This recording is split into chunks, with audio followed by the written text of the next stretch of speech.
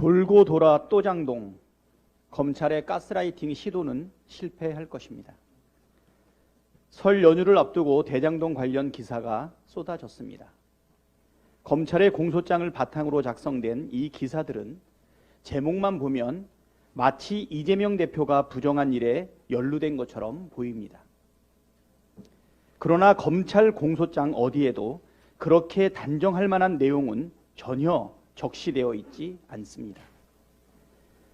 오히려 누가 언제 어디서 무엇을 어떻게 왜라는 기본적인 육하 원칙조차 제대로 완성하지 못한 공소장은 검찰 수사의 부실함만 웅변하고 있습니다.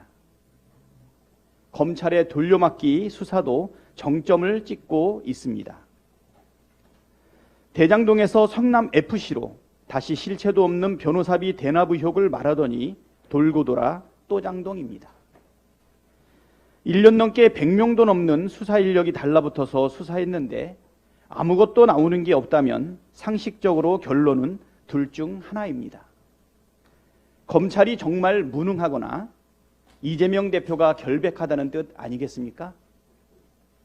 이 당연한 이치를 부정하며 검찰 홀로 정신 승리한다고 결과가 바뀌지는 않습니다. 검찰 수사는 이미 신뢰를 잃었습니다.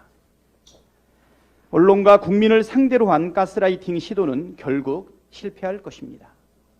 대책 없는 카드 돌려막기도 계속하다간 신용 불량으로 직행합니다.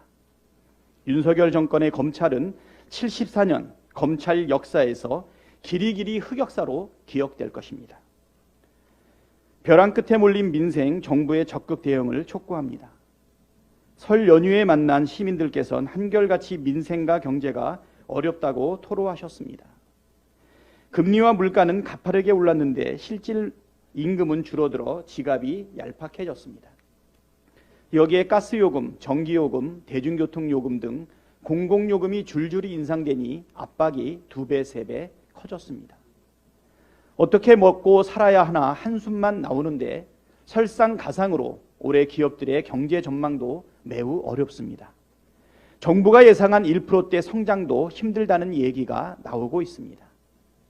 지금 상황이 그 어느 때보다 엄중합니다. 정부가 정신 차리고 민생 해결, 경제 위기 대응에 적극 나서길 촉구합니다. 민생 경제 위기 극복을 위한 야당의 진정 어린 제안에 귀 기울이기 바랍니다. 설 연휴 전에 야당 대표가 기자회견을 통해 민생 경제 위기 돌파를 위한 3대 해법을 제안했습니다. 그중에 특단의 민생 대책이라고 할 30조 규모의 긴급 민생 계획은 전월세 보증금 이자 지원, 코로나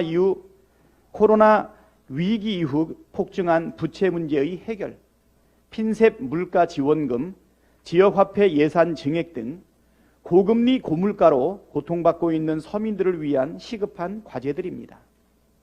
대통령과 정부는 야당의 충심 어린 제안에 귀 기울이고 민생경제 위기 극복에 총력을 다하길 바랍니다. 민생과 경제를 자는 데 이마저도 정쟁의 대상으로 삼는다면 그 피해는 오롯이 국민에게 돌아갈 뿐입니다.